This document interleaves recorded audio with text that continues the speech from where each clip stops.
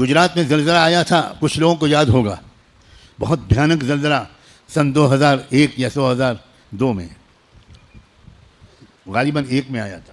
بہت بھیانک زلزلہ تھا، پورے شہر الٹ گئے تھے، زمین میں دھس گئے تھے. میں اس وقت لکھنؤ میں رہتا تھا.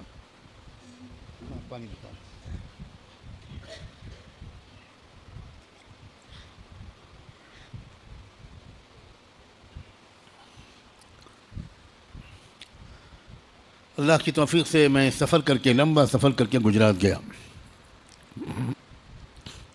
اس زلزلے کے علاقے میں بہت لمبا دورہ کیا، تقریباً 15 دن اس پورے زلزلے کے علاقے میں میں نے اور میرے چند دوستوں نے گزارے.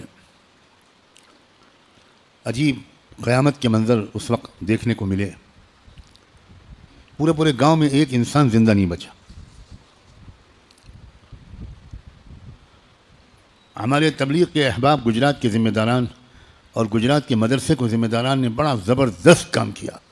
اللہ ان سب کو اجر عظیم عطا فرمائے. انہوں نے پورے اس زلزلے کے علاقے میں امدادی سامان کی بھرمار کر دی. سینکڑوں ٹن غلہ، اناج، پیاز، آلو، چاول، گیہوں، یہ چیزیں انہوں نے ٹرکوں میں بھر کے لائن لگا دی. جگہ جگہ کیمپ لگائے اور جتنے علاقے کے لوگ زندہ بچے تھے ان میں لائٹ لاؤڈ اسپیکر سے اعلان کروایا کہ فلاں جگہ کیمپ لگا ہے، آپ آئیے اور جتنا غلہ چاہیے، جتنی پیاز، جتنا تیل، جتنا گھی، جتنی پیاز، جو کچھ بھی لے جانا چاہیں لے جائیں. تو بڑا عجیب منظر تھا. ہر کیمپ میں لمبی لائن لگتی تھی. علماء، دعوت و تبلیغ کے ذمہ داران وہ باقاعدہ ہر ایک کو بھر کے بورے دیتے تھے. کتنے چاہیے؟ 4 چاہیے، 5 چاہیے، 10 چاہیے، لے جاؤ. میں نے اپنی آنکھوں سے دیکھا ایک جگہ پر کیمپ لگا ہوا تھا. اس وقت احمد آباد کے ہمارے بڑے مخلص اور جوان عمر ولی صفت دوست حضرت مولانا مفتی امتیاز صاحب حیات تھے. ان کا انتقال ہو گیا جوانی ہی میں، اس پوری مہم کے تقریباً 2 سال 3 سال کے بعد. تو وہ ذمہ دار، وہ انچارج تھے. تو ان کے کیمپ میں ہم لوگ رکے تھوڑی دیر، کافی دیر رکے. انہوں نے پورے علاقے کا دورہ ہم لوگوں کو کرایا.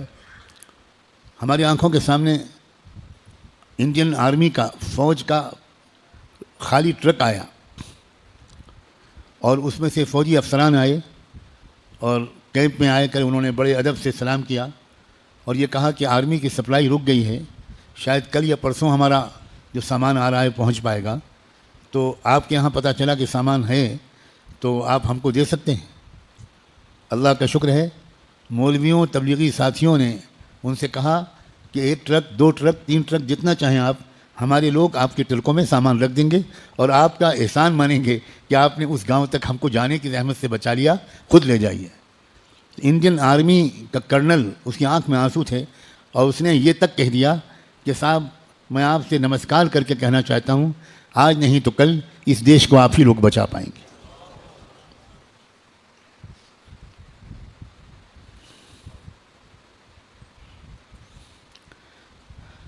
ہم لوگ گاڑیوں پر تھے، 2-3 کاریں تھیں، پیچھے ٹرک چل رہے تھے. تو ہم لوگ ایک علاقے سے دوسرے علاقے میں جا رہے تھے. تو وہاں ہم نے دیکھا کہ ہمارا جو کیمپ لگا ہوا ہے اس کیمپ کے پاس ہم لوگ رکے تو پتہ چلا کہ سامنے کے گاؤں میں ایک اور کیمپ لگا ہے. تو ہم لوگ مشورہ کرنے لگے کہ یہاں جب امداد پہنچ گئی ہے تو پھر ہم لوگ یہاں پر کیا کریں اور آگے کہیں جائیں. یہاں کوئی دوسرے لوگ، کوئی دوسرا گروپ، کوئی دوسرا سنگٹھن وہ امداد لے کر پہنچ گیا ہے. مقصد تو ہمارا اور ان کا ایک ہی ہے.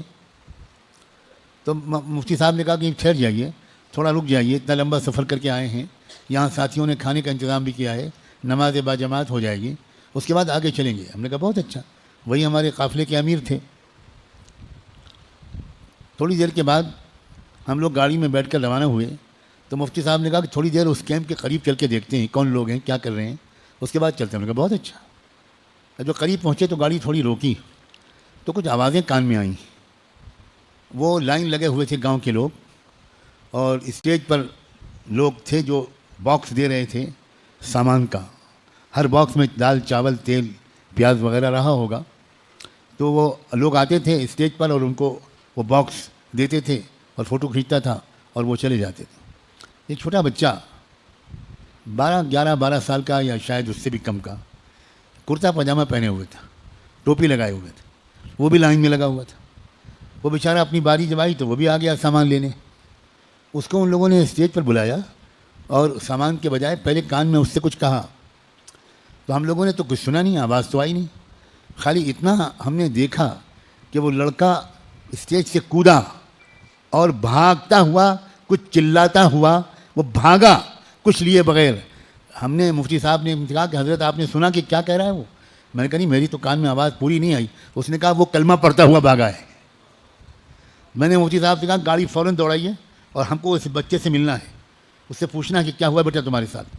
ہم لوگ پہنچے، الحمدللہ ہم پہنچ گئے، اس بچے کو بلایا، پہلے تو اس کو پانی پلایا، ٹھنڈا دودھ وودھ پلایا جو ساتھ میں تھا، اور اس کو تسلی دی، اور اس سے کہا بیٹا کیا تم بتاؤ؟ تو اس نے کہا کہ میرے ابا، میری اماں، میری بھیا، میری بھابھی سب مر گئے زلزلے میں، میں کھیت میں کام کر رہا تھا اس لیے بچ گیا، میں گھر پہ تھا ہی نہیں، گھر تو گر گیا تو سب مر گئے،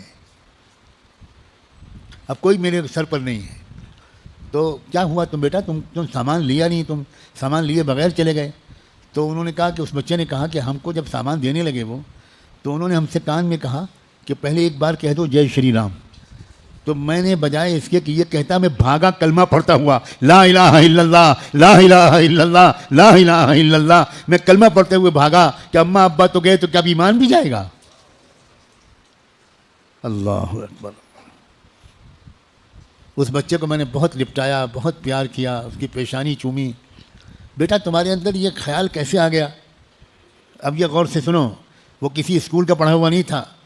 اس نے کہا کہ ہم غریب لوگ تھے، ہم تو مکتب میں بھی نہیں پڑھ سکتے تھے، مکتب کی جو 10-15 روپے کی فیس تھی وہ بھی ابا نہیں دے سکتے تھے، تو مسجد کے امام صاحب کہتے تھے بیٹا میرے پاس آ جایا کرو، میں بھی مزدوری کرتا تھا چھوٹا بچہ، اور اس میں وہ تھوڑا مجھے پڑھا دیا کرتے تھے۔ انہوں نے مجھ سے کہا تھا بیٹا کچھ بھی ہو جائے مر جانا، لیکن کلمے کا سودا مت کرنا، ایمان کا سودا مت کرنا۔ اس جھوپڑی کے ٹوٹے پھوٹے امام کی تعلیم و تربیت کا یہ فیضان تھا کہ وہ چھوٹے بچے نے بھوکا مر جانا پسند کیا مگر ایمان اور کلمے کو چھوڑنا پسند نہیں کیا۔ اب تمہیں تو قدر ہے نہیں مدرسوں اور مکتبوں کی، تم تو پیچھے پیچھے دوڑتے ہو شاندار اسکولوں اور کالجوں کے۔ خدا کے بندو ہوش کے ناخن لو، سمجھداری کے بات کرو۔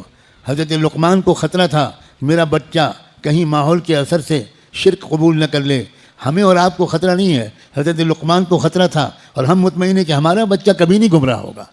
کیوں بھائی یہ بات صحیح ہے کہ نہیں؟ ہم کو اطمینان ہونا چاہیے یا فکر مندی ہونی چاہیے؟